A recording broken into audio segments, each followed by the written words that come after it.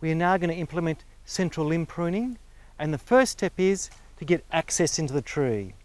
This tree has not been pruned for many years and it's actually enclosed the canopy. We need to get into the tree. All I'm going to do is basically just swing the chainsaw up and down and create a little corridor so I can get in there.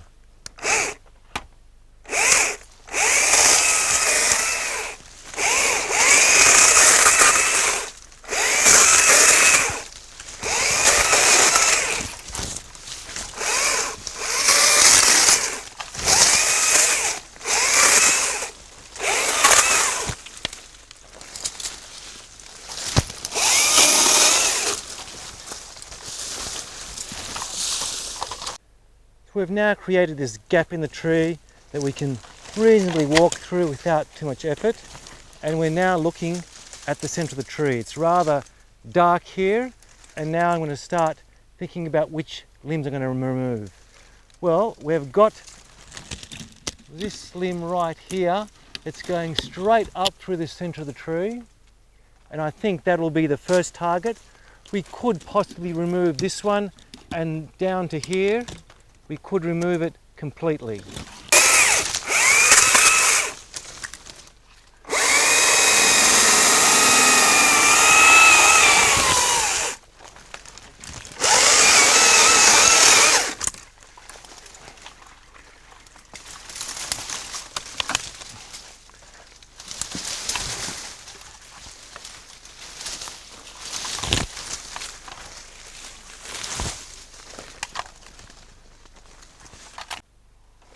Let's clear out some of these sticks from here so we can see a little bit better.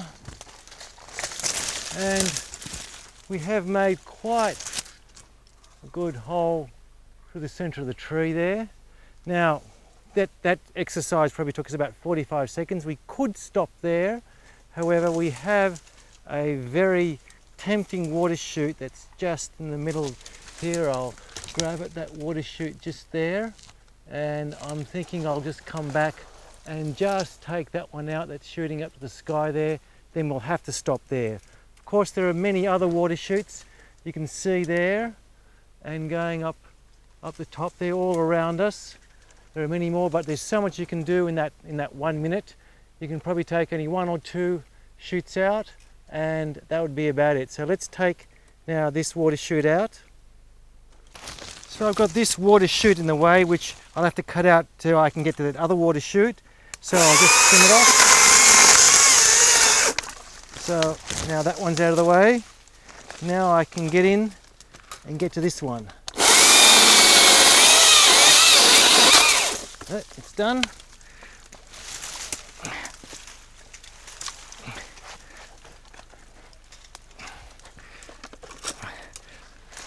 Got it.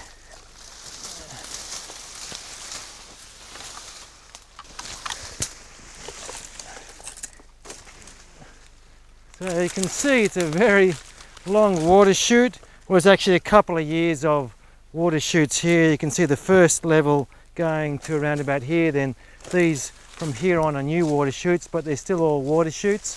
Very, very tall. And we've got the other water chute that we've got here. Well, this one's a very, very old and mature water chute, but it still was a water chute.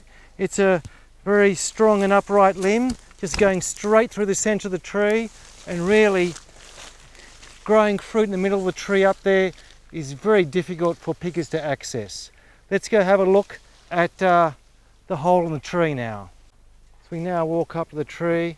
First thing I notice is I left behind this water chute that bent down, and this is one of the bad water chutes. You can see how it's coming from one side of the tree hanging down to the next.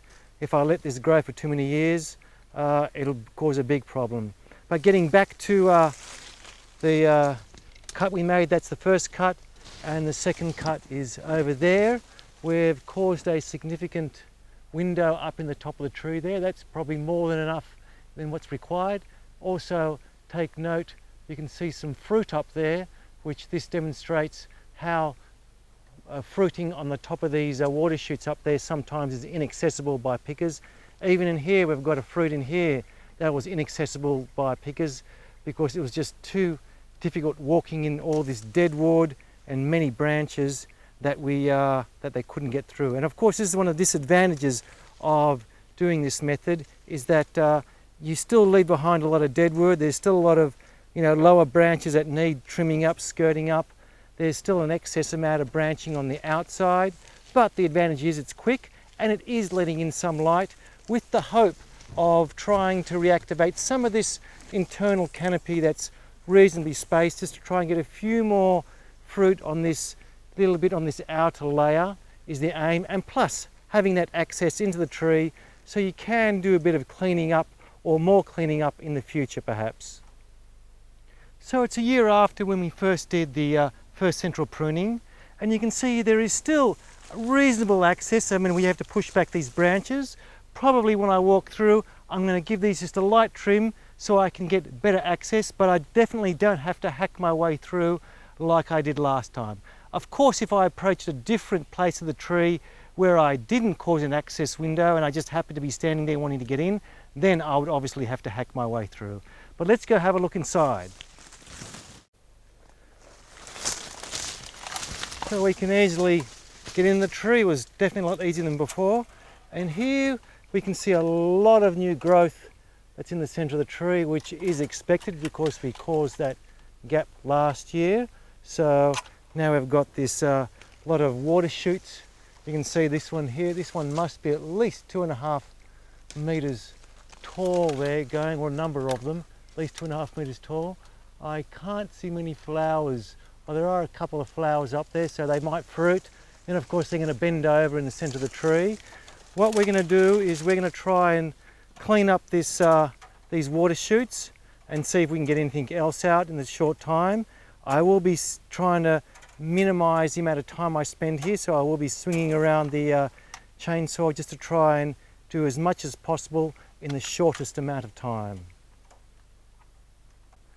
So I'll first trim these that's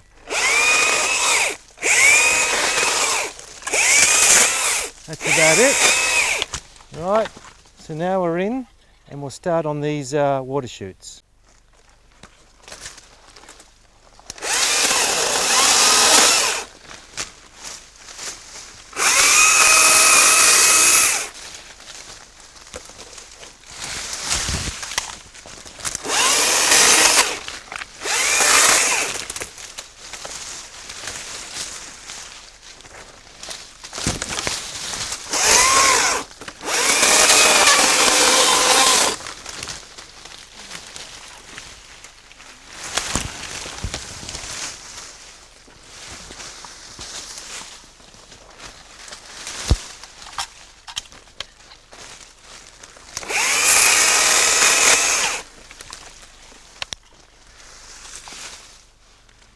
So this is the shoots I just pruned out of the tree.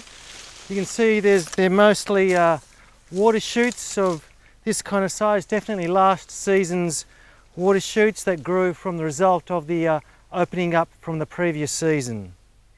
So this is the result in the tree. See those cuts there, and a number of cuts there I just made by swinging the chainsaw to get those numerous water shoots. Probably they're going to reshoot and probably at other places in the centre of the tree. We have a very large window there now back again. Now whether or not there's been more shoots on the side of the tree as the result of last year's pruning is a little bit to determine. However, we are collecting yields, and it'll be the yields that are the important thing to determine if this makes any difference at all. I expect that next year we're going to have more water shoots to cut out, and each year we'll be doing probably a similar thing to the previous season by just cutting out the centre of these water shoots that regrow each season.